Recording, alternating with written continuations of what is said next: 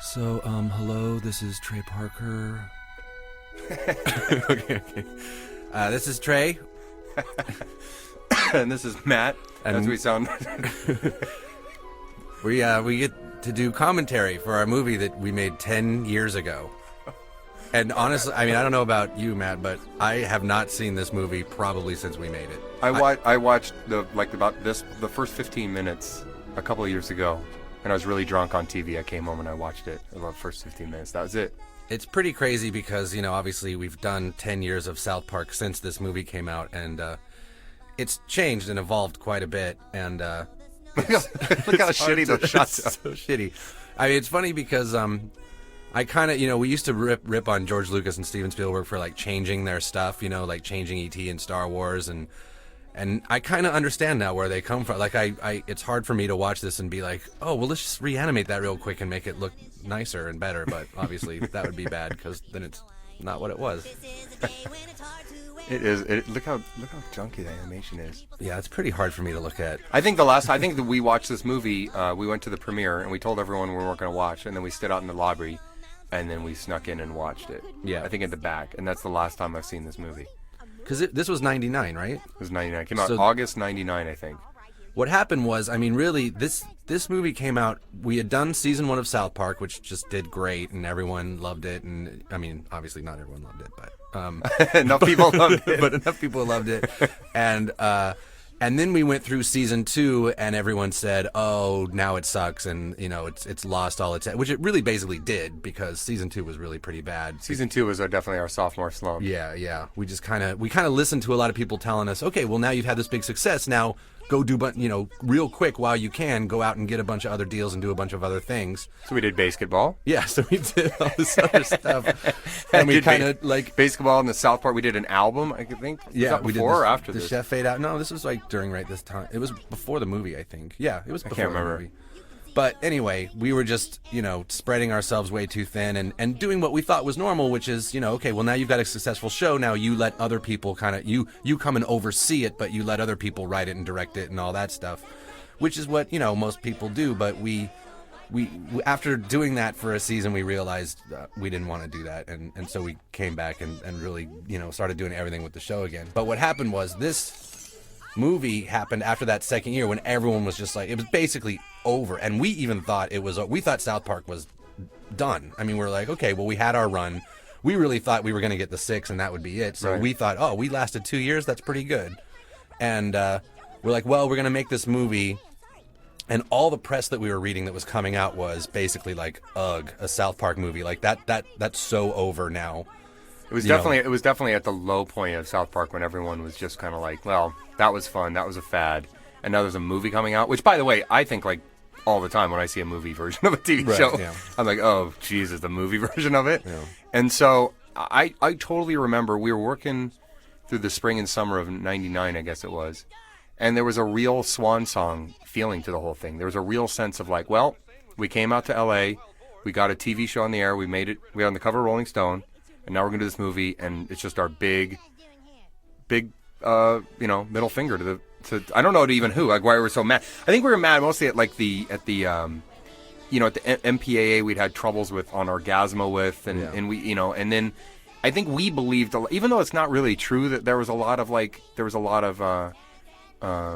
you know, there was all this big myth about South Park that there's all of these Christian groups coming down on us and everyone's trying to shut us down when we were doing the TV show in the beginning, right? But that wasn't really true. No, everyone just wanted us to do more of it and give us more money to do it. But at a certain point, you kind of, you know, it's important I think when you do a movie, and we've done it kind of on both movies we've done, and it's kind of why actors and directors always sound so fucking full of themselves and stuff, is that you have to believe you're on a mission, I think, because it's such hard work. And you know what I mean? And when you're in the middle of it, you can't see the end of it. And you just have to think like, and if you don't, you're just going to end up like a shitty, like, you know, I don't know, some shitty like Big Daddy comedy or something like that. But you basically have to get you kind of have to get a little bit crazy. You have to kind of get obsessed and crazy. And I think we were like, okay, Swansong, we're going out with a bang. We're going to put it all in this movie. Yeah. It's going to be a big fuck you to the MPAA. It's going to be a big fuck you to everybody. Yeah. Fuck everybody. It was just more, I think that helped us, though. That's what I'm saying. I think it helped us. No, it did, because we didn't. And we also, there was a sense, I mean, we totally put a lot into this, but there was also this attitude of like, we don't care. Like, our careers are over, the show is over, so we don't give a fuck what we do in this thing. And it wasn't like we don't care about that. We cared about the movie, but we're like, we're going to do what we want to do. And we don't care what bridges we burn. Yeah. And we don't care. And we really were that way. It makes us sound cooler than we are, but we really were that way. It's almost to a fault at that time. Yeah. And I remember, so another, I totally remember. And like I remember, I remember the summer movie previews would come out, those big things in newspapers or Entertainment Weekly was it? Entertainment Weekly always has it, and it like has like the biggest movie obviously that year was the new Star Wars movie. The next biggest movie, so that got all the press. The first of the new prequels was coming out, and then the other big movie that came out that summer was Austin Powers 2, which had a huge marketing campaign. Remember all the Heineken and I mean, we were really in tune with that because like we're like, oh, what other movies are coming out this summer, and that was getting a huge amount of stuff. And then it would be like, okay, here's the movies that are coming out this summer, and then here's the other ones, the best of the other ones, and it's like a little sentences about each one, and then it was down to like, and also, and at the end of the summer movie preview with like, documentaries from Iran and like independent films, like, some weird independent films that no one had ever heard of. It was a South Park movie, and it would just say ugh, or like, do we really need a big 90-foot Cartman? And but that's why we had in our heads of like, all right, well, no one's going to really see this. It's going to be the end of South Park, so let's just totally do it the way we want to do, and we'll leave this town with our heads held high. And like that energy really helped us. The fact that the press was kind of against us, and then like if you go back and look at all the reviews of the movie, it was like, surprise, the South Park movie's not that bad, And we were like, it's like, why did you think it was going to be? So it was definitely a heated time. Yeah. That whole time.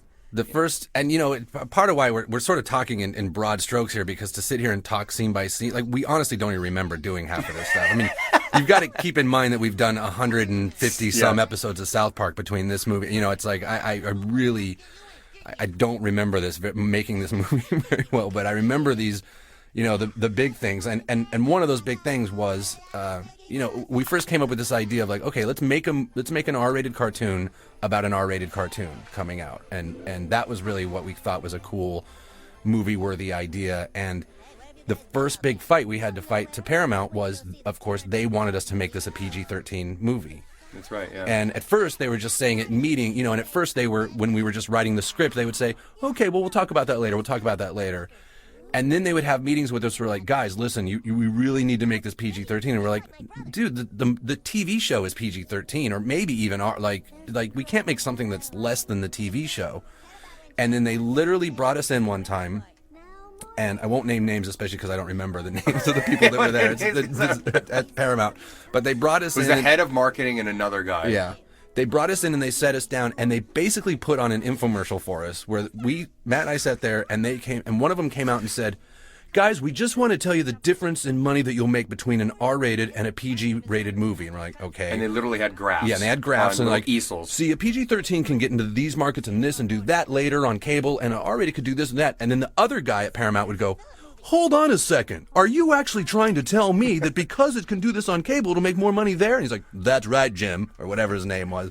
And we're just this guy was like a big guy at Paramount in a suit on the Paramount lot going, well, I didn't know you couldn't make a red band trailer. Yeah. Did you guys know that? And we're looking at him going, well, no, but we don't care.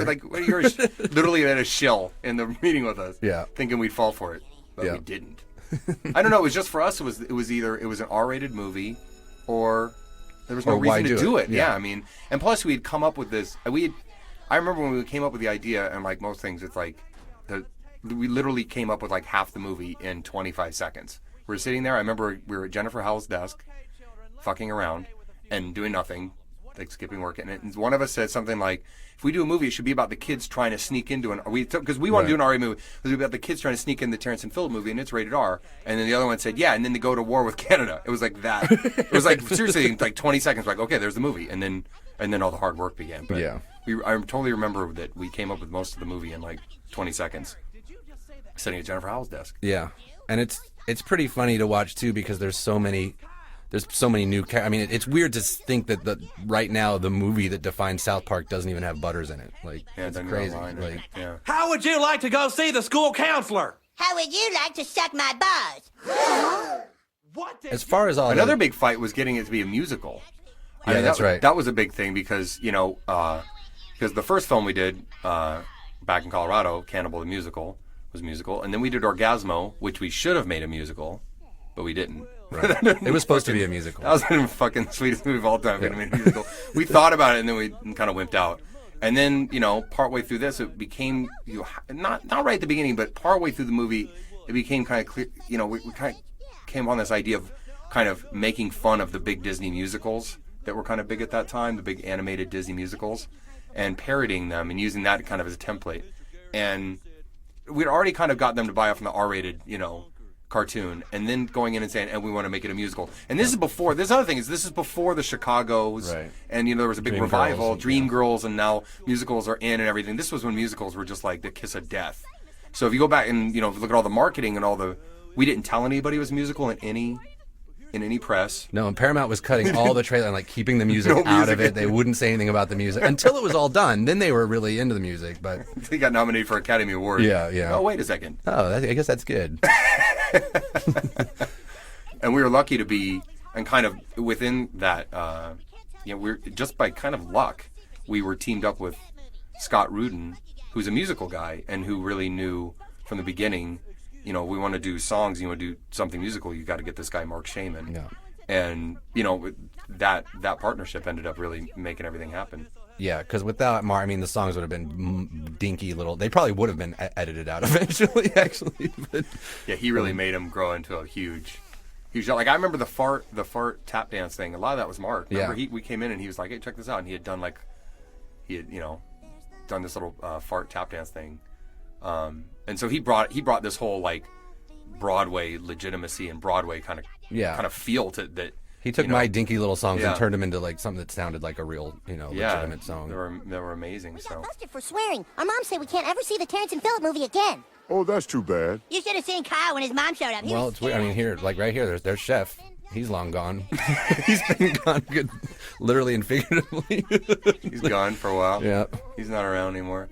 I also remember, speaking of morbid subjects, that was it April that Columbine happened? Yeah, the Columbine massacre happened in April. Yeah. And so another thing is this movie's pre 9/11, shit like Columbine really fucked everybody up. Like that really fucked people up. Yeah. And it happened in our home state. And we were kind of fucked up for a couple of days. We're like, holy shit, that's pretty crazy. And then we saw it as an opportunity to get some more time to do the movie. We were kind of freaked out that the movie had to come out in whatever it was, a couple months. It was we had to be done with it in 2 or 3 months. And we're just like, oh my, we're never going to we need more time. And so we're sitting there, and we were like, traumatized by what was going on. But at the same time, we're going, okay, we can use this to our advantage.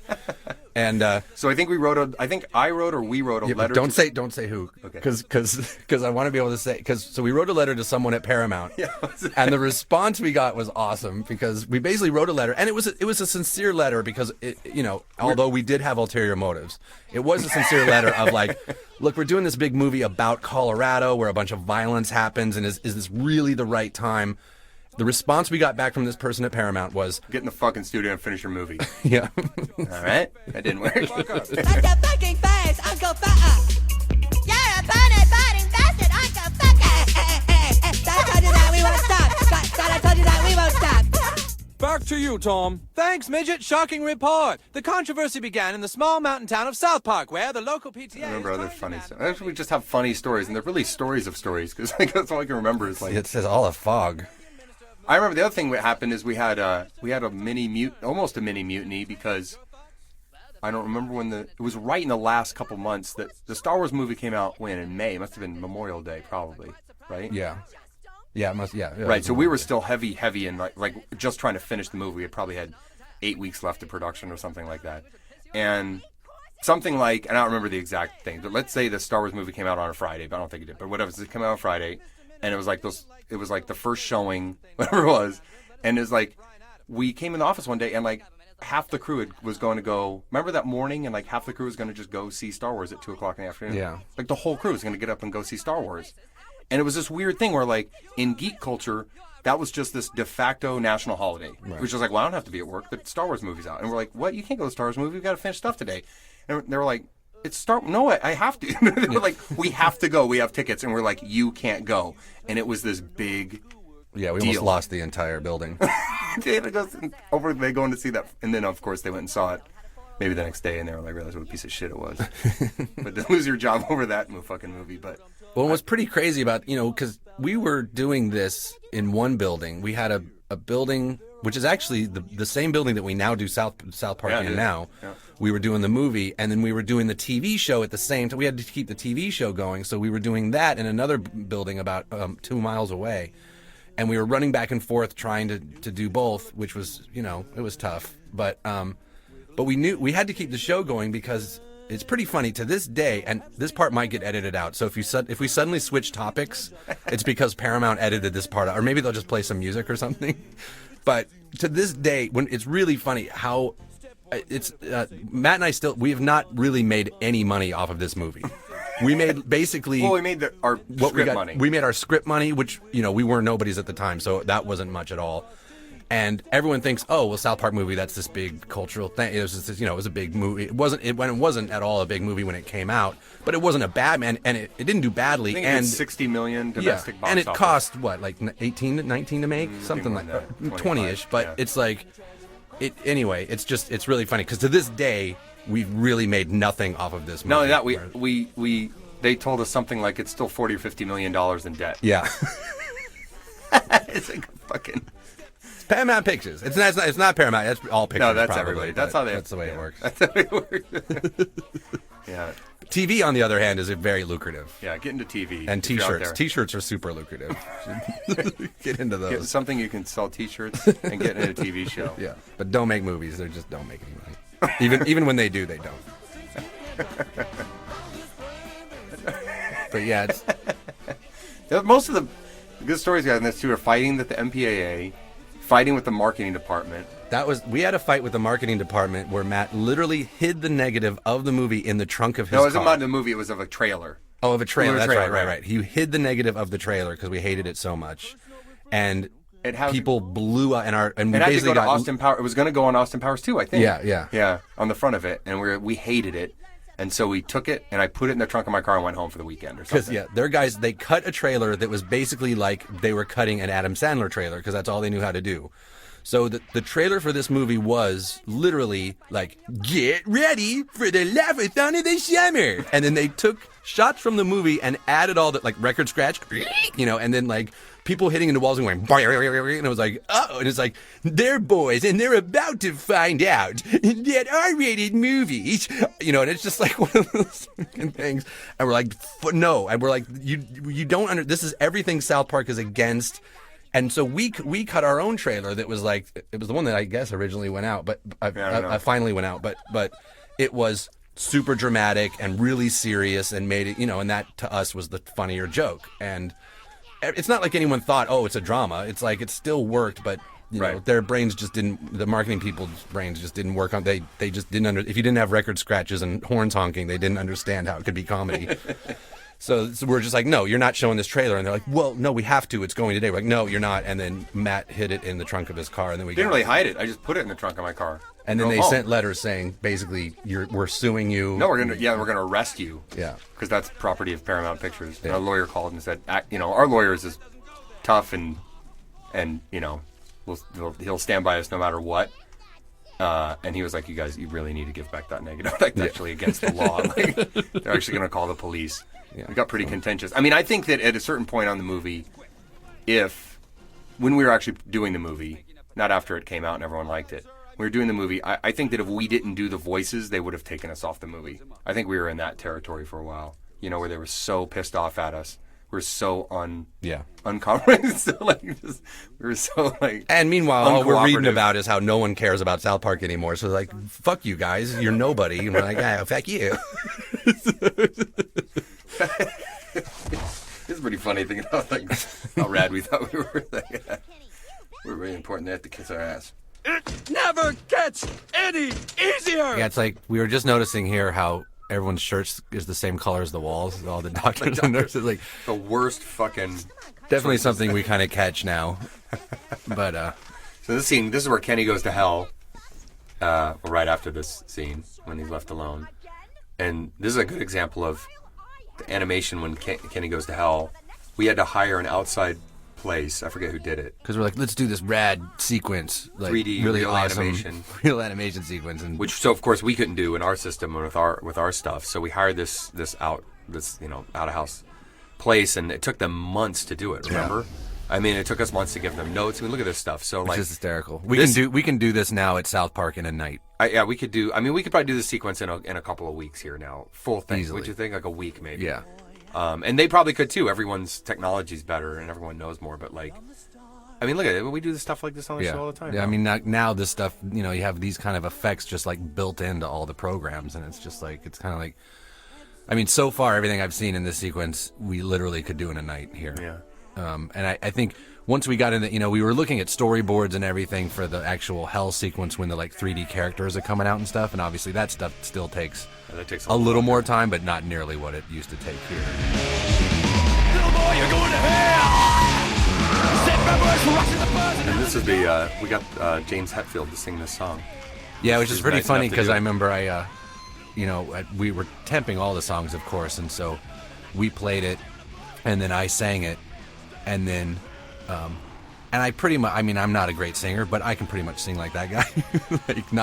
He's a better singer than I am, but I can kind of sound Well, like he's him. James Hetfield, so he has his so sound. and I was just sounding like him, and then I guess he heard the demo, and we're like, yeah, well, just sound kind of like that, and he's just like, I don't sound anything like that, and was like kind of pissed off that like that was my impersonation of him, but everyone else said, dude, you sound just like him. He did a good job. He did all right. he did a great job. Les Claypool was cool enough to call him for us, basically, but he didn't want his name on it. Remember? He didn't want his name on the movie because it was a big. I think they've kind of loosened up now a little bit, but at the time, Metallica was this big thing where like, if a Metallica member does anything outside of Metallica, their fans will go crazy. Right. So even though it's obviously him, you Right. know his voice, he didn't want to be credited on the movie. Yeah. Something like that. Well, that and it's a really shitty song. I mean, it's basically Yeah, just, maybe he didn't want to be. It's So, like, but just he- like he hell agreed isn't to do good, it. hell isn't good, hell. Hell isn't good, hell isn't good, hell. Hell isn't good, hell is bad, hell. It's just not a very good song. Maybe that's why he didn't want to be credited. Yeah, Maybe he agreed probably. to do it, and then he heard the song, and then he was like, I don't think I want to do it. And it's funny too, because what's evolved. A lot of what's evolved in South Park is, it used to be basically how many people you had on screen at once. It's like the more people you had, the more memory it took, the more like video time it games. took. Yeah, basically. Like video games are, yeah. So it was like, if, even back in the movie days, it's like if we wanted a crowd, we had to keep it to about 15 people. And over the years, that's changed, and now, we can have a crowd of, 1,000 people and be all right. But this song, this was actually the very last song written for the entire movie, only because... Was it? Yeah, because remember, we had a placeholder there, and I'd written like a bunch of different things to try to figure out what this song should be. And remember, it was sort of that like, something has to change or something's got to give. It was just like, there was never anything like really funny about it. But we knew that there was a moment where the parents are going to sing about how this is Canada's fault and something must be done. Remember, it was just something as lame as that. Something must be done. It was like where the parents were going to take this real ominous. They were basically going to become the antagonists of the film, and so. Finally, kind of like we hit on Blame Canada, and it was actually a song that we really literally were all there in Mark's studio and all kind of came up with together, which was cool. Right. And then it came once we had the Blame Canada hook, it came together really Because quick. Blame Canada really became that's like the movie in a nutshell. Yeah, it's for like sure. that whole thing about every time something bad would happen. And when Columbine was another thing that happened. When we were doing the movie we talked about before, it's like anytime anything happened, it was just about blame whatever shirt blame you're whatever, saying. blame with the show you're seeing, or blame guns, or blame this. So that was like that was the whole movie basically. And then that was the song that you and Mark got nominated for an Academy Award. Yep. Which was pretty. And then you lost to Phil Collins. I lost to Phil Collins, which was almost worse than not being nominated at all. I was gonna say. I would have rather just not been nominated. Yeah, that's a real kick in the nuts. But it was a pretty funny thing because I remember we were on a break from the show, and Matt's the one that called me and said, "Dude, congratulations!" And I was like, "I don't know what you're talking about." And he said, "You got nominated for an Academy Award." And I was like, "Really?" And I was pretty surprised actually, and we both were kind of immediately like, "All right, well, what the fuck do we do?" Because like. The Academy Awards has really always been sort of everything we're against. And on the other hand, it's the fucking Academy Awards. Like, you can't not go. So we were kind of like really torn of like, what do we do? And so we knew, and so finally we were like, all right, let's go, but let's like kind of fuck with it a little bit. And so our first idea was we were gonna go in big chicken outfits. Yeah, football player outfits too. Yeah, like Broncos. we were trying, but then we were like, oh, big chicken outfits. They can probably say they won't let us in. And then finally we're like, well, if we wear dresses, they have to let us in because then they're being like sexist. We can say, making fun of that whole thing where the focus on the dresses is actually more important than the movies. yeah. So. But it was one of those ideas that like just seemed in like 2 months before the Academy Awards was like, that's sweet, that's gonna be awesome, that's gonna be whatever, and then like day of the Academy Awards when it's like, all right, put on a dress and go to the Academy Awards, like we dude, had dresses made because we had the no. really tall, big, stupid man-fitting dresses built, and which cost us a lot of money. Yeah, boy, that last day we almost chickened out. Like, we came so close to chickening out. I'm so glad we did that. And then we went and. I don't remember a whole lot of it, but I do remember like it was pretty fun going down the red carpet and sort of embracing it, and then getting in there, and then luckily our category was fairly soon. It was about an hour in. Yeah, but we're sitting now. We're just sitting there in dresses, and and all of a sudden it's just not as funny, and we're just feeling kind of stupid. And there was a little part of me that was just like, oh my god, if we win, we're gonna have to go up on stage in these fucking dresses. So there was a little part of me that was like slightly relieved that Phil Collins won, but and they never shot us in the audience. They had instructions not to shoot us. Yeah. Even before we showed up in dresses, they were supposed to not ever shoot us in the audience. which is Pretty smart, great. really. It was pretty great. And yeah, oddly enough, we've never been invited back or anything. And in fact, I think that now that I was nominated, I'm supposed to be able to vote or something, aren't I? And they don't send me anything. No. They're not fans I don't think they like us over very there much. at the Academy Awards. So somehow the MPAA and the Academy Awards, we came out on the wrong side of both of them. Yeah. Like, look how shitty that shot is. It's horrible. Like, that's not a fucking movie. Which is kind of, that was the rad part too. Was like, here's a movie. It's this. But it's also some of the stuff is like the way it's framed is kind of everything's shitty. horrible. Like, what yeah. the fuck? Yeah. It's terrible. Look at how that's framed. Like, yeah, it just doesn't. Why'd you frame a Although shot this like is, that? we're looking at a 4:3 monitor, so this isn't. Really Yeah, how but it's no, framed. it's some of the frame. I actually watched like the Blame Canada in 16:9, and it's Right. like that's framed wrong. Right. Like that's not framed right. Well, it's just like season 1 through 5, basically. It's all framed wrong too. It's not that much better now. There's still shit that's framed wrong. We did on-the-job training. Yeah, we've gotten just a little bit better at everything over 10 freaking years, but. Yeah, like look, that's our big assembly. Like now in an average show, if there's an assembly, there's 300 kids sitting there. But this was about all we could do at the time. The other thing we did with this movie, there was definitely a sense of it. You don't get it too much. I think we did a pretty good job, but you see it a lot with movies that are made from TV shows or something. Some kind of that existed before. Is like we really felt the need. Like you had to fit. Chef had to be in the. You know what I mean? Right. And Mackie had to be in there. Right. And Garrison had to be in there. And that it becomes really hard to. I mean, now if we did another South Park movie, we would have to leave out characters. Yeah, for sure. Because now we have so many. Yeah. You saw The Simpsons tried to do that with the Simpsons movie, and that's why they put a dome over it to try to trap everyone in there, so that you got to involve every character, but it's just impossible to. You just can't have a movie with that many characters and have it really have it work. Yeah. And so I think we did all right, but it's really a movie should be about one person really. Right. Or one group of people, and so like you see, we're like, oh, we have to work in Chef, and we have to work in this, and we have to work in that, and Terrence and Phil, of course, because they're the best. Yeah. Because we won't tolerate their potty mouths. Well, if it is war they want, then war they shall have! Dude, this is fucking weak. How could things be any worse? So we could talk a little bit about that. This was definitely the weirdest part. This was the hardest sell to anyone, including ourselves, when we're like, and then we'll have this whole thing with Saddam Hussein and Satan, and I don't even know. I can't remember why we did this, but we came up with it with a bit. I remember we came up with the Saddam and Satan thing was on this set of Basketball. Really? Yeah, but it was just a bit. It was Right. like the Saddam and Satan, was Satan being like this scorned. But was there a thing with Saddam at one of the shows where Satan is at the end? I mean, we must have done a show, right, where Saddam ends up in the hands of Satan or something like that. Because then we're like, okay, now he's down there in hell with Satan. Now what? Yeah, because at the time, what's funny is, Terrence and Phillips show. Mind you, this is 10 years ago. Saddam Hussein was not even dead when this movie came out. It made no sense. Well, because the end of our Terrence and Phillips show, he goes to hell. He was dead, right? He was dies dead. or But then I something? thought we did another little thing and showed him that he was with maybe we Satan or did. I something don't remember. like that. Or that he was. I in can't hell. remember the I don't know. timeline. It's so long ago, but Yeah, so everyone's like, why do you do this big Satan And fucking yeah, why does he talk like that? storyline? Why does he? why does Saddam talk Why like is he that? gay? Why is he gay? Why Why is is he he dead? doesn't make any sense. That's what's good about it. Yeah. It doesn't have it. Just kind of doesn't make any sense from start to finish. Yeah. Being such a chicken shit and stand up to your mother. So this was I think, this is really the only sort of reused song that we did was Kyle's Mom's a Bitch, which was originally from the Mr. Hanky episode. It's a showstopper, though. Yeah, Everyone we always knew this was going to go in somehow. Hey, what's going on over there? basically every song in the movie pushes the plot forward.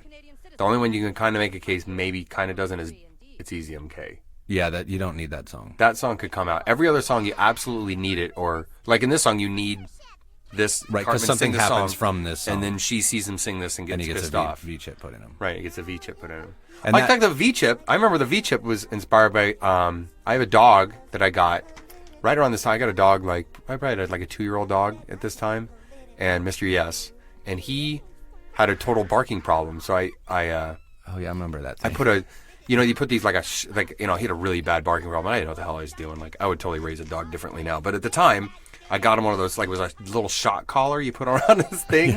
And it had a little buzzer thing and it had a little battery and it shocked him when he barked, right? And it was pretty fucking cruel, actually. But I was like, okay, well, if it'll work a couple times and then he'll stop and then he'll learn and it'll be good. And so what he did, I stuck it on Mr. Yes and he barked and it shocked him. And then he started going howling in pain, and it shocked him more. And he's just fucking freaked out and started running around screaming, and then kept chopping him. So it's like, and he ran, as fast as he could. So it's like me and my friend running after him trying to get that. And that was like I think I was telling a story. We were talking about that idea with obviously Cartman. I think the feedback loop that would get started, with Cartman if you put the bad word thing on him.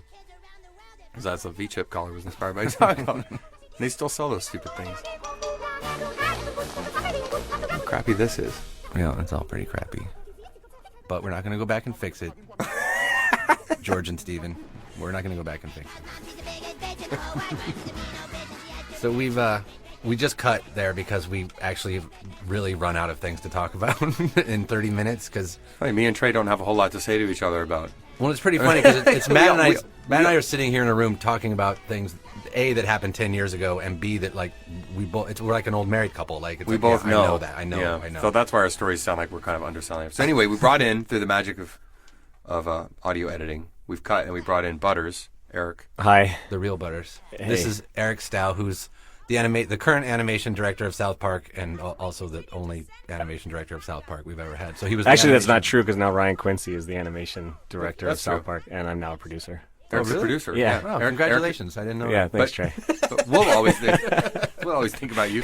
Yeah. But anyway, Eric worked on the film. Was the so animation many years director ago. on the film? You So were many years that, ago. right? I was the animation director on the film. Yes. okay. Yeah. So do you have any funny stories or remember anything that we could talk about? Remember what happened 10 years ago? You had this conversation? I remember. Did you guys already talk about the building that we did this in? Is the building that we currently are doing South Park? Yes, we already Yeah, talked about that. that. Okay, Uh-oh. try again. Not no, going that's, good. That's really. This again. experiment is failing. Something again. else? I remember we had an awesome Halloween party for the movie. It was really, really cool, and everyone was really creative with their costumes. And the current animation director now, he did this great costume of Mayor McCheese, and he did it in a foam costume, and it was really, really cool. Okay, well, this movie came out in July, so Okay. that was the Halloween before. Yeah, I'm talking about the Halloween before, because you guys kept pushing off the movie, Yeah, I guess we worked on this movie a long time. Well, yeah. 'Cause it wasn't always we kind a of worked musical. on it all at the end. Right. Did you guys ever talk about it not being a musical? Yep, and right, then did all of a that. sudden you said, okay, well. Yeah, we already talked about that. You know what we could talk about is when you tried to fuck us and take half the crew to Star Wars. We talked about We that. talked about that, too. So do you want to defend yourself? I did not do that, but at the moment that was a really big thing because we had been waiting like 10 or 15 years for Star Wars. Okay. See this. That, people And then it really came thought out, that. but people said they were going to call in sick. I mean, people were in line the night before to go see Star Wars. And we didn't really talk, I mean, we kind of talked about how Butters isn't even, he's in the movie, though, right?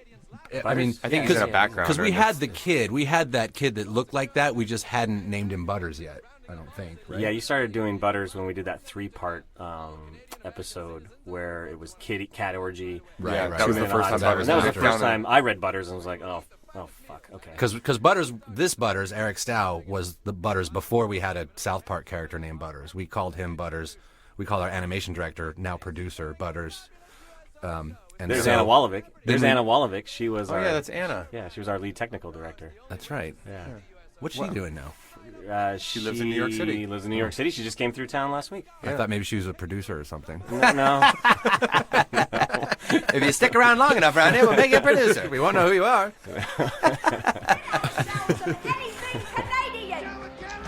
Does Butters not say anything in this whole movie? Butter's not even in the movie. I don't think you ever even did that voice until the episode after I think this movie. no. I think I started doing that voice when we were doing the movie, but we never really assigned But it to he, the character. I remember Matt did the voice to Eric Stow, like making fun of the way Eric. Because go ahead and talk, Eric. You talk just like him.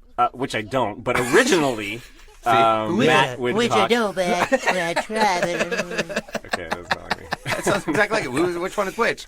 Yeah, I couldn't tell who was who there. But I think didn't you call an ex-girlfriend like Buddy and Butters, and then all of a sudden you broke up with her, and then I all call of a sudden, you Buddy and Butters. And all of a sudden That I started becoming ex-girlfriend. called. Well, do you remember anything else about this movie, Butters? I remember everything. I remember the production was just terrible because we were trying to do the TV show at the same time, and then we were over here doing the movie. Yeah, we talked about that. Everyone knows about that. And everyone knows about that. Okay. Something interesting. Something interesting. Well, did you talk about how? Never mind. When's the last time you saw this movie? The last time I saw this movie was probably 5 years ago, 6 years ago. Do you think the framing and the color palette are something that you're proud of? No. Being the animation director, do you find the animation, I don't know, the framing, the color choices? Well, I think this is something interesting to talk about is when I did the Spirit of Christmas and the pilot with you guys, I didn't tell you guys I was colorblind. And if you watch those shows, That's true. like Kyle's hat changes color like throughout we the found whole out thing. halfway through shooting the pilot, I think, on paper. And we were making little Kyles or something. What's the colors you can't see that Eric is Greens fucking colorblind? reds, grays. No, I'm okay with reds. Yeah, I'm alright with it. It's like greens and grays. Greens and and grays, you blues, can't tell we'll the say that. difference between some greens and blues that are obviously different colors. I think you started noticing when Cartman's hat started changing blue colors. I think if you've seen the South Park movie, you'll notice it. Look at this thing. You know what though? You guys were there for the color correct of this DVD. Yeah, we were all there. And it was the We were there for every shot. It's not like we Try to pawn it off on Eric. Well, if everyone has liked this experiment, we could bring in other people. Yeah, let's go bring in other people. Let's get Butters out of here. Well, I'm not done yet. No, Wait you're a second. done. You're Because I done. remember we had to go You're into done. the Let's theater, cut it. and you guys Cut want it, to go to please. the theater. Don't cut. Cut it. Okay. All right, we're back. We got Butters out of here, which is good. So now we brought in. See, we're actually in. As we're doing this commentary, we're starting up season 13. So we're lucky in that basically everyone's here in the building, so we can go out and just grab different people. So now we've got Adrian Beard, and Adrian is and has always been our head artist and storyboard person. And what is your title now, anyway? I'm like producer now. I'm a producer now. You're a producer We've- too. we've Wow, upped we're just. I've joined the Like producer a Mexican club. peso in here. Just hand Wow, out we're producer awesome. credits. $6 And, to the dollar. So and he's also the voice of Token for the. Go ahead and say something like Token.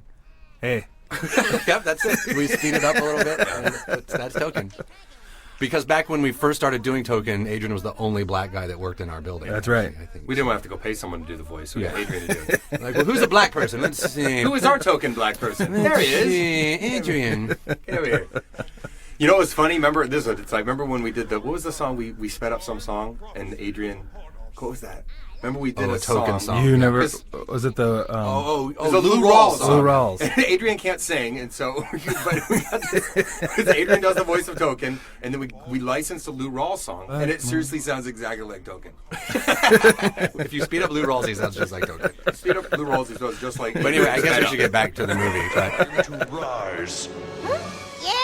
Yeah, man, I'm getting so hot. Let's fuck. do you remember anything about this movie? I mean, it was 10 years ago. It was I remember we were in the same building that we're in right now. Great. Yeah, we We've talked said about that 3 times already. now. Butters tried to talk about that too. See, there's that. We've all done this. We've all done so many shows of it. It's like, what about this scene? Do we remember? It's like fucking nothing. Nothing. I remember nothing about making the scene. I know we did make it. Did you have fun? Did you have fun doing the movie, Adrian? Yeah, because we got a lot more time. Was one thing. And look what you did with it. And we did this awesome. Now that we can do this in like a week, this whole movie. Do you think it's because of the technology, or because we are all better at our jobs that we can do it so much faster? We have gotten better because when we hire new people, they still take them forever to do this. Right. So now we've all actually we're learned just stuff. better. Oh, see, we were just saying it was the technology, but actually we're much. You think you're just better at your job now? We're way better at our job. There are things that have sped us up, but there's no question. Do you know in the hospital scene, which was like 15 minutes ago in the movie, all the doctors have the same. What they're wearing is the same color as the wall behind them. Was that your decision? That's why I didn't get art director credit on that. That's why I was just storyboard. Someone not the art director. That's called throwing people under the bus, Adrian. If I blamed it on technology, then you guys could give technology a raise. And not me a raise.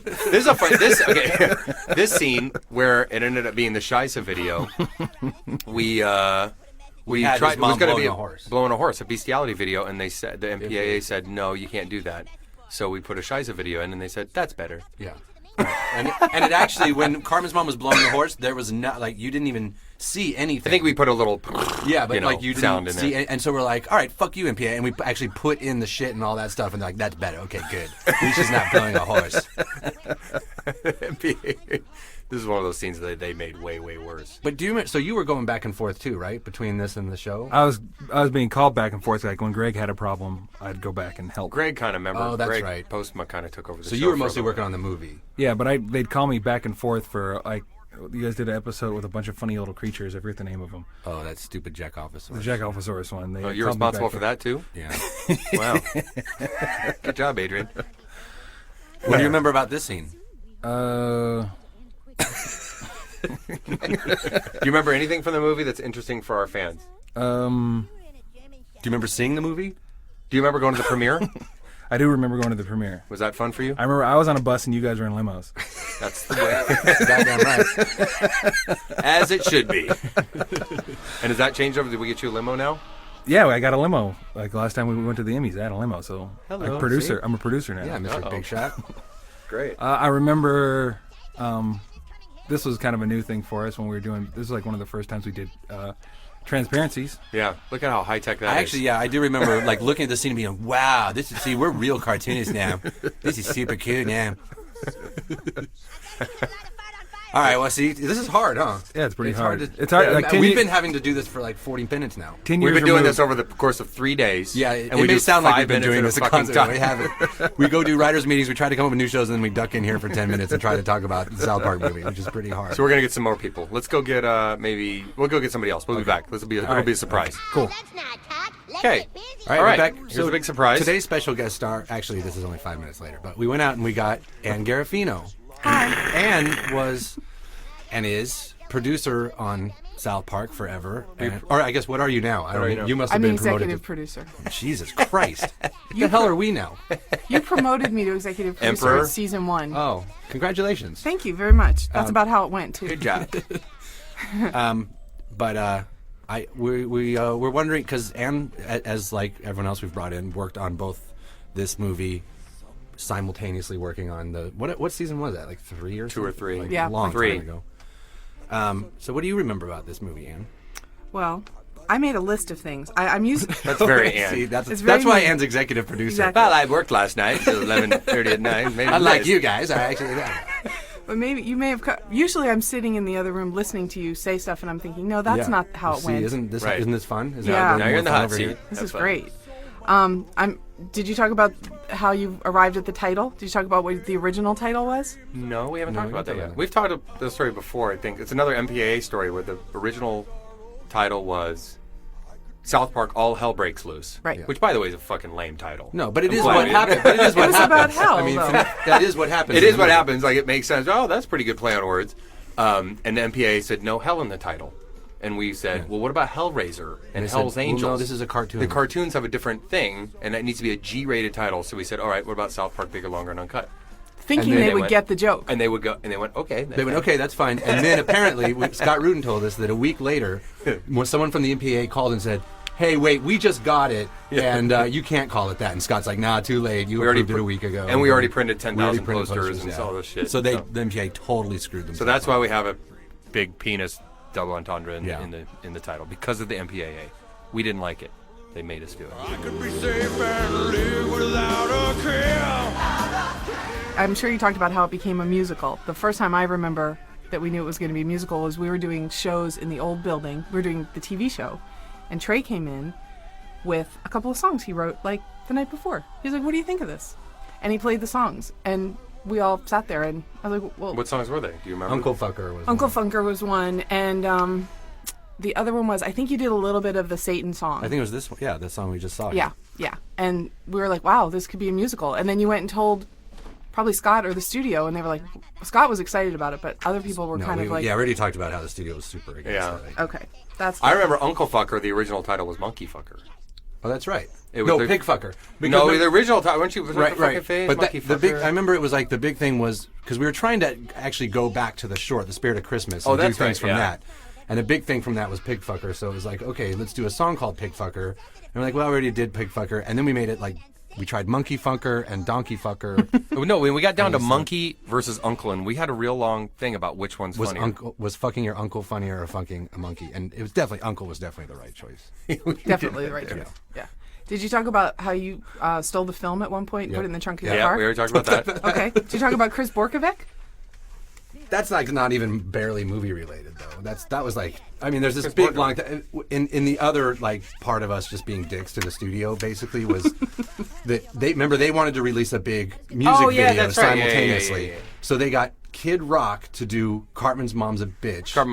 Kyle's Mom's a Bitch. Kyle's Mom's a Bitch. And Yeah, so with that little they're like, so midget. we're going to do a video of that. And again, we're like, no, that's against, how we roll. And so we're like, we're going to do what would Brian Boitano do, and we're going to get my friend who's a cop in Oxnard to pretend to be the singer. And they were like, no. We did that and a Michael McDonald song. Yeah, and then we did a Michael McDonald song, and they're just like, They're why thinking you guys Kid doing Rock this? and Limp Bizkit, and you guys need a big song, a big Remember tie-in to be Michael on was that MTV. was really the thing. I remember actually that was the thing was we did Eyes of a Child. That was really Right. going to be that's Yeah. what we wanted to be the video. And we wanted to make a big Michael McDonald video. the eye on his where head. he had an eye on his hand, and he was going to literally have. We his, wrote the whole song with the video in mind. Yeah. He's going to be on the beach Yeah. with a big sheet blowing with the movie Yeah. projected on the sheet Yeah. and him going to the eyes of a just because we child." thought like that's what Disney would do, like that's what we need to do, and awesome. that's where they finally were like, no, you're not doing that, and we settled on like okay, and we were like, okay, well we're not doing Kid Rock, and they're finally like, okay, we can do this rock version of what Brian Boitano do with your cop friend, and it played on MTV for about a day and a half. Once, I think it played one time. And that was it. I don't think anybody's ever seen that video. No. It was pretty great, though. They should put it on this. I wonder if it's going to be on this DVD. Maybe we can get it. Yeah, maybe they DVD. do put it on. I'll see if I'll It's so check bad. it out. It's so shitty. It's so shitty. Bunch of chicken wings and stupid jokes. So stupid. Did you talk about the time you went to the hospital right when we were trying to finish the film? Oh yeah, I thought I was having an appendicitis. Yeah. Because I had this just sharp pain in my stomach, and then I got there and they ran all kinds of tests, and then they're like, "You're fine." And then a few days later, I woke up I jolted awake in the middle of the night, and then I realized that I had been from stress. I'd basically been contracting my stomach muscle. I'm working your abs too hard. Yeah, was I working my remember abs. you went. It was over the weekend that you had to go. You went to the doctor. We took you to the hospital. The whole thing. And then on Monday, the studio called me because they had heard you went to the hospital, and they were like, "Why didn't you call us?" And we know every major doctor in town. And I was like, "Well, he's fine. Like he's fine. We know how to get him to that. We could take Trey to the doctor, and if there's a reason to call you, we would." And Scott Rudin called, and he's like, "What's wrong with Trey?" And I was like, "He seems to be fine." He goes, "He has June 30th itis," which was the day the movie was released. And that's totally true. Totally true. Yeah. You got anything else, Ann? Let's Keep see. going. This is good. This is good. Ann should be on all of our commentaries. Dear God. Okay, did you talk about Conan and how they wouldn't? Oh, yeah. They wanted a clip. We should have talked about that when the Conan clip was on. See if we were smart. Remember, we went yeah. on Conan, and Conan's just in the movie, and so really They wanted a coincidentally, clip of it. when we went on Conan, Yeah. right? Yeah. Were we on Conan? 'Cause No, we weren't on. They were weren't- calling us for a clip because they heard, and we couldn't. Paramount would not give them a clip.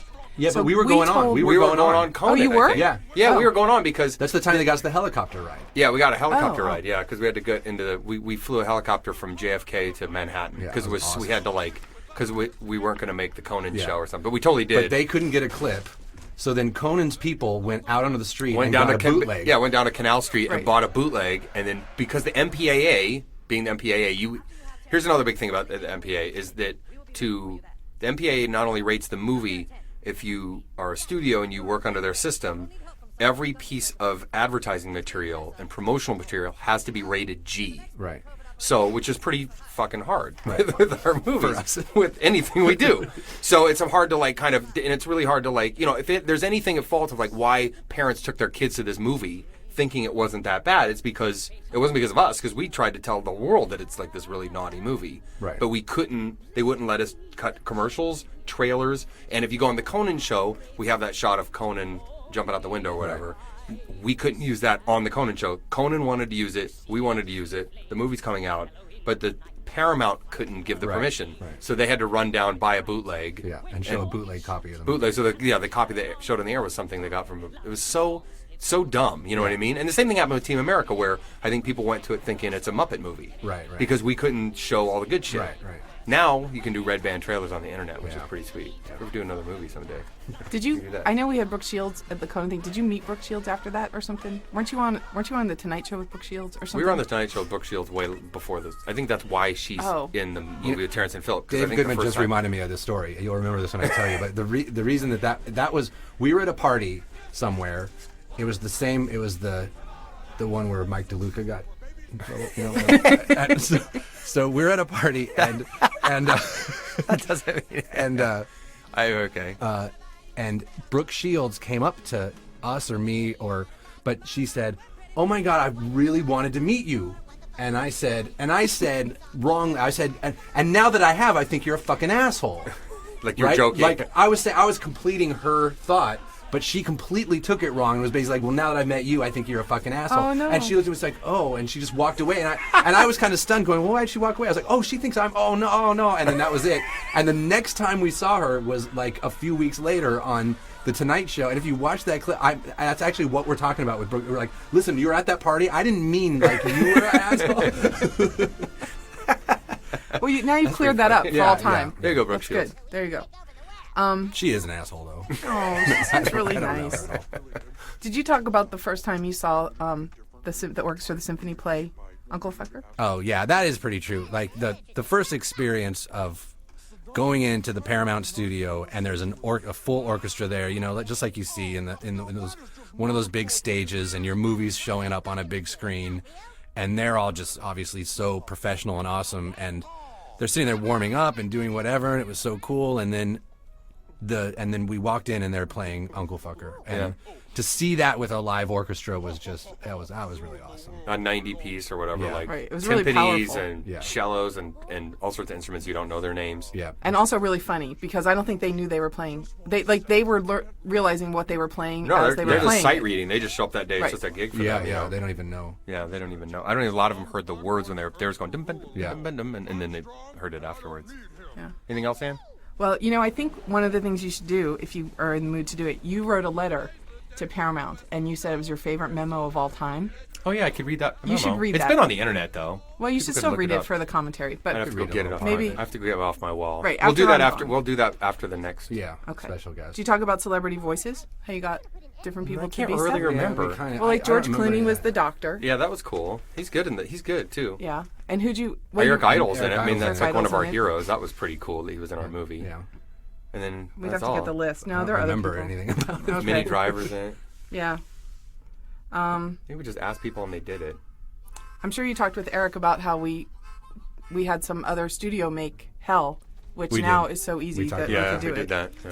Talked about that. All right, I'm just checking. Did you talk about going to the Academy Awards? I mean, Yes, we did. Yeah, we Okay. talked about that. Yeah. I'm going to give a nod out to Bruce and Lyd, who are recording this, because they were in charge of the audio. And we underestimated... we were going to bring them in here. Oh, good. They should talk about it, but what I remember is we had this studio, right, where we made this. And we underestimated how much audio was going to have to be done. So every day or every couple of days, we'd get new sound people in, and we were putting them all over the halls. They were in every square inch of the studio. Yeah, I remember that. But we had one empty office in the thing, and it was Scott Rudin's office. We had to keep an office for him. He never came, except for one day he came in the morning and he left. He never came. We had this one empty office the whole time, and then we had people everywhere, like sharing space with headphones on. People in the bathroom, but People Scott in the Rudin had a bathroom. nice big office. But Scott had his office. So will you help us? Very well. Meet me in the backyard in 5 minutes. I think Ann is moving. I think Ann did a I pretty just good have- job. I have but one- we didn't hear what your fans want to know how you felt about making the movie. I wished every day that someone would fire me. It was so hard. All right. Okay. All right. Thanks. Let's get somebody else. All right. No, I have to tell you one thing. The head of marketing called me the day we finished the movie, like the day after, and we were like, they had a couple of days to make prints, and we had to, we had to get ready to go to the premiere, I guess. Like, that's what we were doing. But we had like a day or two because we cut it so close. And the head of marketing from Paramount called me. And I was having a cup of coffee in the morning, and he goes, "You people have been the biggest pain in my ass." He said, "But you made a pretty good movie." Well, there you go. So that's, there you go. Sure I do, guys. Please, just hear me out. All right, so we've cut again, and we've started to run out of people that are in the building that worked on the movie who want to do commentary. So, so now we're just bringing in some friends who didn't work on the movie. But I can't believe it's been 10 years since I know. didn't work on this movie. 10 years to the day since the moment I didn't have anything to do with this movie. So do you guys want to introduce yourselves? Cool. well, why don't you introduce them?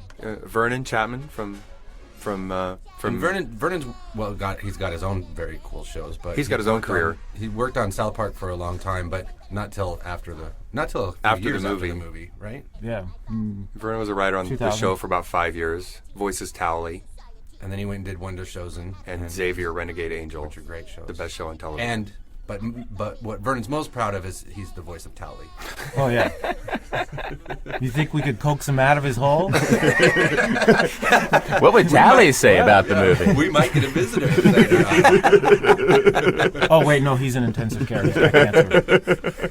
Yeah. And also, we brought in our friend Bill Hader, because they happened to be in the office today because we're just sort of talking about new South Parks, what we could do. And so Bill's taken some time out from Saturday Night Live to come do commentary for us. Yeah. Pretty cool. Flew all the way down from New York. So now we have to fill in around 30 minutes of stuff. Okay. And so we've run out of, me and Trey run out of shit to talk about because we know everything and we're like an old married couple. But So we what know do that you guys we know have that to ask us, or what is your experience with this movie? How did this movie change your life? Yeah, we knew that the South Park movie was a big deal for you guys. Well, before I saw this movie, I was homeless. And then it just all clicked about the third act. It was right during this shot. Right here. I gotta get a fucking job. Right about the time we called God a faggot.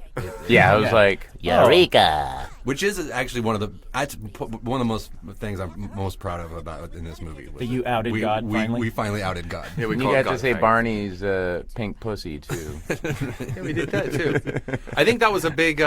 We did something. We cut out something where I think we called him a cocksucking faggot. Or do we leave that in? Where is your merciful faggot now, or something like that? That was part of an MPAA fight too. For some reason, Right. the MPAA had a problem. You can with say that. he's Yeah. a faggot, but he doesn't actually suck cock. Right. Yeah. He takes it in the ass. Yeah. He gives He's a hand jobs. figurative faggot, not a literal He gives faggot. Did you guys go see this movie in theaters? Yeah, I did. I saw it in Westwood the night it opened, and it was awesome. Every number got a huge applause break. People were going crazy. And the next day, I saw it again the next day. Took some friends in Burbank, and a woman came in with like 4 little kids, and I was like, oh shit. And we were just sitting there watching them, waiting, and then the minute was like, you're a pig fucker. They're like, oh, okay, we gotta go. We tried to kind of time it where, like, when people were walking out of the theater, was in the about movie when was you would. when people would be walking out of the theater in the show. It really starts pretty wholesome, and then it just goes right to pig fucker, uncle fucker. Oh man, it's so beautiful. What about you, Vernon? What was your awesome experience? I was working on the Chris Rock show, and Chris Rock took all the writers to see it in Midtown. Oh, That's cool. Yeah, and it was kind And of. did he walk out after Pig Yeah, Fucker? yeah, he was That's bullshit. enraged. He walked out when all the black people had to die. Oh, right. Well, that was pretty far in, at least. But all the writers, it kind of inspired the writers too much. That was the season of the Chris Rock show where Chris Rock kept fucking his uncle. Yeah. I'm gonna bring my uncle out now. Fuck him. When you guys saw the movie, did you think in 10 years I would be working on this show and I'll have to be on the commentary and ask Matt That's or all Trey I something? thought. Yeah, that's all I was I just thinking of. I practiced the commentary. Yeah.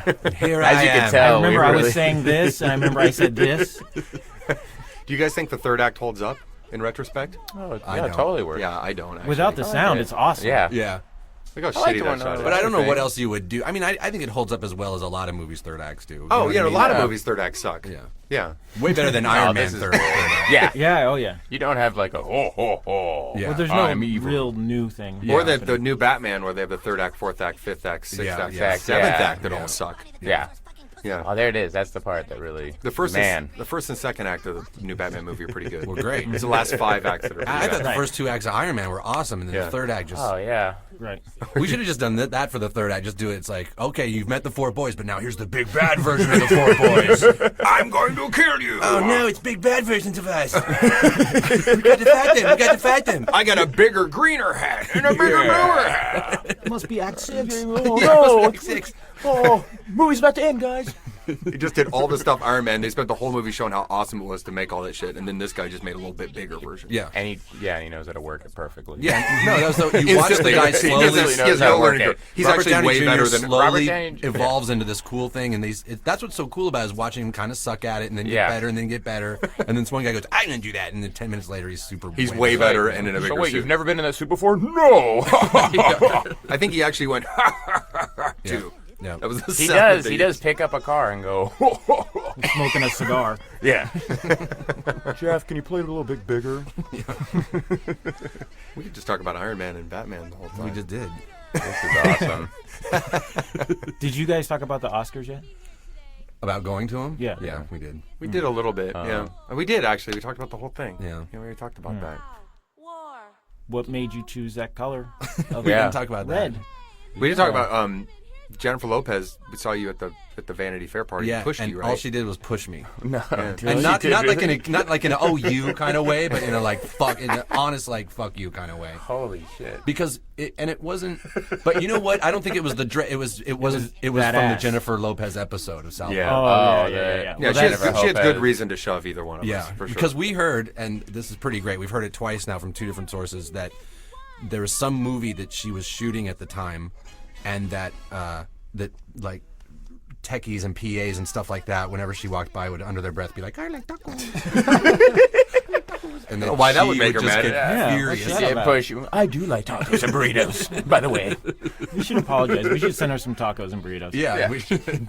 We loves them. went to some party where we saw Gwyneth Paltrow too, and she was looking at us kind of mean. Yeah, or she didn't or show you, though. seductively. Yeah. Yeah. Maybe I think that was I think that's seductive. just, I think it was her face. It was a seductive. It was just her mean face. It's just her face. She's like, The "You thing guys was are is that after this movie came out, we were, then we were kind of really invited to all the Hollywood stuff. Like we were able to go to the parties and stuff like that. And even for a couple years after this, we still got invited to the Academy Awards party. It wasn't until Team America that we literally do not get invited to anything. We went to the anymore. Vanity Fair party, I think, right after Team America. I think that year That's or right. something. And we stood in the middle of the room, and seriously, no one would fucking talk to us. So, but after Like, this seriously, movie came no out, one would talk to us. And we Oh. did know people. Like, hey, remember I talked to him? Okay, he won't talk to us. Oh, look it. And no one talked to us. once this movie came out, you got to fart on a higher class of celebrities. Yeah. That's true. That's I should have true. used it to do that, but I mean, we've just literally burned every. I mean, even people that we were like kind of really good and chummy with, like Clooney, like he kind of doesn't like us. fag You know, now, huh? yeah, he's like, Oh, oh, I cool. see. Okay, I'm a fag, all right. Smuggy fag. Yeah, I'm a huh? Fuck you. So it's like, I get it. Well, I'm happy about it. yeah. Of course you are, Smug. Smuggy fag. Smuggy fag. Yeah, no, Yeah, it's we hard to definitely- find new bridges to burn. Yeah, I know. We gotta move to a new country. Yeah. To burn some more bridges. But We just did, got you know, Jeff Bridges. Yeah, burn Jeff and Bo Let's Bridges. burn that bridge. we definitely because of this burn Jeff Bridges. because of the the good thing about this movie, that was the good memory of doing this movie, was it had such low expectations. I forgot about that shot. Yeah, I forgot about the Little penis, the tan full frontal line. nudity Little tan line. shot.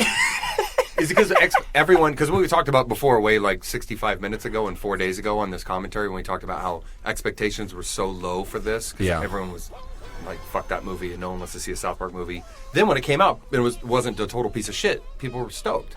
And so like we got, like before the Oscars, we went to like the LA Film Critics and New York Film Critics. Like we went on the little awards circuit that year, you know? So it's kind of like, we thought that's what happened with every movie you did. Right. And then we did Right. Team America and we got no awards. that's, And everyone totally, it was like, oh, you didn't hate us now. Now do you hate us? but isn't the respectability more uncomfortable? Yeah. Oh, for sure. For sure. I mean, there was, Yeah, Yeah. it was a little weird, actually. Yeah. It was a little weird. It was like, but, Especially a couple years ago when all the Peabodys and all that stuff. Yeah. it I mean, made it you does. feel- No, I mean, it's not. It's nice, of course, to be, but it is. Yeah, you definitely. No, but see, an award we like write that, where somebody calls you out of the blue and says, "Here's this really prestigious award, and we're just going to give it to you," that's okay. I mean, that's not, that's cool. It's when they go, "Hey, do you want to?" But if we work at it, No. If we work at it, then we're gay. Yeah, that's lame. No. But if you have to go and wait in an audience and find out if you won and then lose, that's not fucking cool. I'll fuck those awards. Then you definitely don't want to go that. And that's what we definitely had the attitude, because we got nominated for an Emmy so many times and lost to The Simpsons for so many years that, of course, we stopped going. And then when we stopped going, we started winning. Yeah. And so we've actually never been there when we told them we would go this year. But we were definitely at the point, because we didn't win an Emmy until, 3-4 years ago? And so... We've only been to two things, the Emmy and the Oscars, where we sat in the audience saying, and the winner is not you! Yeah, Phil Collins! All right, Phil Collins! Let's go! Phil Collins and Simpsons. Goodbye. South Park guys, leave! Not you! Goodbye. Yeah. That's a kick in the balls, especially. Yeah. Then you're stuck 5 seats in, 3 rows in, going clapping, going, great, that's great, Phil Collins. Look, awesome. The camera's on me. Oh, good. I'm a good loser. I have to smile for Phil Collins. Yay. Look at little Phil Collins. It was also a bummer, too, because for some reason, that Academy Awards, they decided that instead of doing each song, they were going to do a medley of the nominated songs. Right. Like, the one fucking year I get nominated for an Academy, it's like, we're just going to do a medley this time. I was like, fuck you, that's bullshit. And they've never done it that way since, either. Who performed it? Robin Williams. Robin Williams did it, yeah. Because Mark Shaman was friends with him. And he did a pretty good job. Yeah, I mean, cool. I think it's the definitive version. Oh, yeah, it is the definitive It's the version I have on my iPod. Yeah. Most people like the Williams version. 45 seconds long. When Phil Collins won, too, we heard and we saw Paul Thomas Anderson stand up and yell no. Yeah. Really? Yeah, he went, no! I think it was his. Because he really wanted... Amy Mann was nominated for Magnolia. Was it Magnolia? Right. Yeah, Magnolia. I like Paul Thomas Anderson 10 times better. I know. Yeah. And we're sitting there in dresses thinking we're fucking punk rock. He fucking stands up and is like, no! And you're like, whoa, that guy's really crazy. That guy's cool. Hey, dude, be cool. Hey, this is the Oscars. Hey, have some respect, man. In a dress. Don't look down my dress either. It was definitely people were in. I mean, obviously two camps when we went to with the Oscars, and people were either psyched or fucking pissed off at us. You know what I mean? It was no like, oh look at that, they have dresses on. It was just like, did you have anybody come up to you? Gloria Stefan was just burning his fucking crusties the whole time. It was like her little media line going down the thing. Garth Brooks wasn't really happy either. No, he wasn't. But happy. you know who was super cool? Remember who was super cool? Yeah, His alter ego Michael Caine. Michael Caine. Michael Caine was just like put his arms around us. He's like, "That's the coolest fucking thing. Let's take a bunch of pictures." We took a bunch of pictures. To be honest, he thought you were really late. Yeah, that's true. You did spend 3 weeks with him. He was just blindingly drunk. He and had thought we 3 were gallons beautiful. of mint gimlet before he showed up. But it turned into a beautiful relationship. Brief but bitter affair. There's no place to hide. Just that was. I'm glad we did that though. Yeah. There's another. I would like to talk to. I never have, but when we went, because we brought suits with us. Remember? Because we were basically like, well, there'll be the time we're gonna want to get out. Right. There's a joke, and then it's just like okay. 30 seconds. Right. Like, at 3 a.m. we might want to get out of the Guys are still in dresses. the dress. So we brought suits to go out to the parties in, and we went down to the bathroom wherever the auditorium was, and we changed really quick. And Spike Jonze took pictures of us. Like changing, not our naked bodies, but right, not X-rated, but right. And I'd love to get those pictures. Like, how did he know that he just knew you guys were going down there? I think he just happened to be in the bathroom. He was hanging out in the bathroom with a camera. Yeah. I wonder what else awesome That's pictures weird. he has on that roll. This whole battle scene that's been going, I've just been catching glimpses of like all this stuff and everything. Like this for us was like super hardcore animation. Like this was like, wow, a big action scene. Like we spent a long time on this. It's all rotoscope, right? Yeah, rotoscoping it. Look how fucking shitty it looks. Nothing. Wow. Camera shake. I do remember seeing the theater though, and like the sound design and stuff like when Kenny Goes to Hell, I thought was really cool. Right. Like, whoa! Like it was a dimension of the And show that was you'd all never Michael seen. Winslow. Yeah. He just came in. Just one take. Just one take did it. All with his mouth. Is this Some People Gonna Die? Jar Jar Binks. Oh yeah.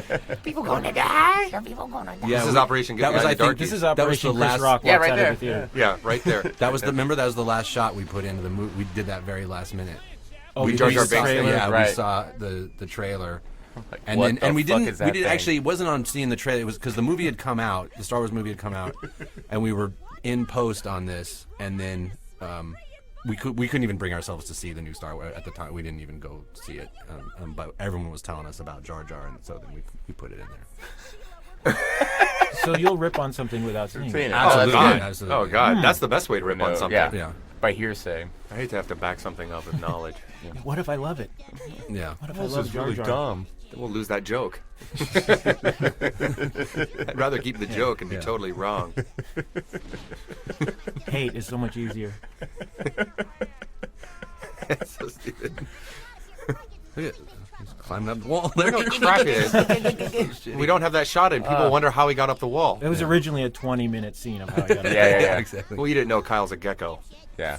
He has little sticky things on it. My dad really likes the Low Resistance song. I thought that was awesome.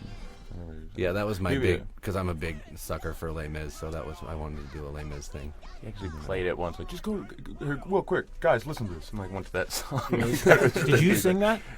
No. Well, it's multi-party. Well, no. The real Jean Valjean? No. That's a that's a Broadway guy. Yeah. Really famous Broadway singer that we're supposed to know the name of, and I don't. Yeah. Every time somebody. Oh, really? I always assume you guys are doing everything. There's, I assume you guys are singing everything. Most of the time, most but of the then time. that was just such a, we wanted to have that, like, you know, that. I think really, what happened, remember Rudin got a guy, because I was singing it and it just sounded so much like the Stan other boys or whatever, yeah. that it was like, all right, let's have we needed to set it apart. But it's some really big, awesome singer that if you look it up on the credits and then look it up on the internet, you'll be impressed that we got him. Kanye West. Kanye West. It's Kanye West. Yeah, singing that part. We got this voice of a generation. We got a really good guy. Voice of the past generation. Yeah. Future generation Go voice. off and blame everybody else. But I'm the one to blame. Deal with me. See how hard this is? See, it's fucking hard, this huh? is And then you fun. start This was kind of only like watching the 15 movie. minutes. And then you start kind of watching the movie and you kind of zone out. Well, especially now, because I don't even really remember what's going on here. But I think they're saying. I think that basically the boys are giving one speech to make everything reset. Yeah, this is good. That's pretty funny. Wow. I remember in this shot, we really wanted the blood to fall upon the snow. And to trickle into your heart. And here comes directly. Satan. Look how awesome those special effects are. Holy shit.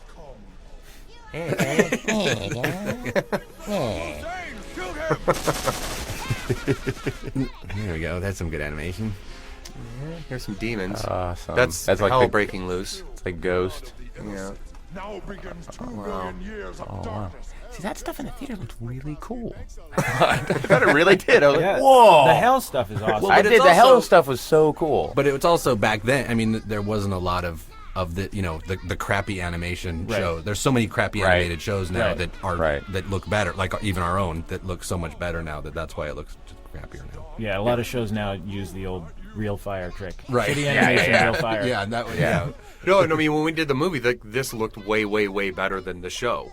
Yeah. Right. Like, we were like, wow, this is the movie version. This has got to be good, guys. That's real fire.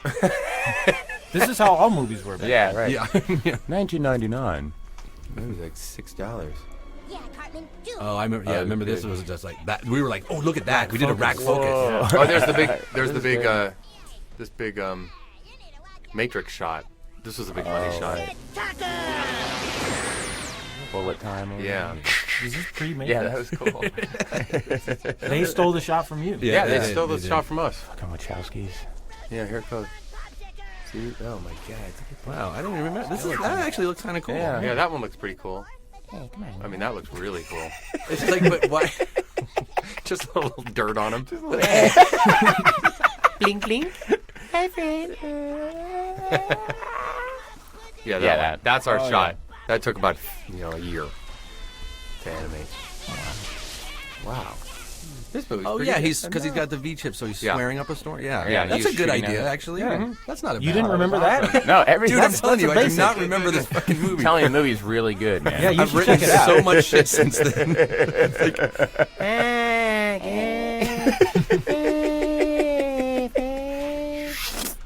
And he's dead for the 48th time in South Park. Yeah.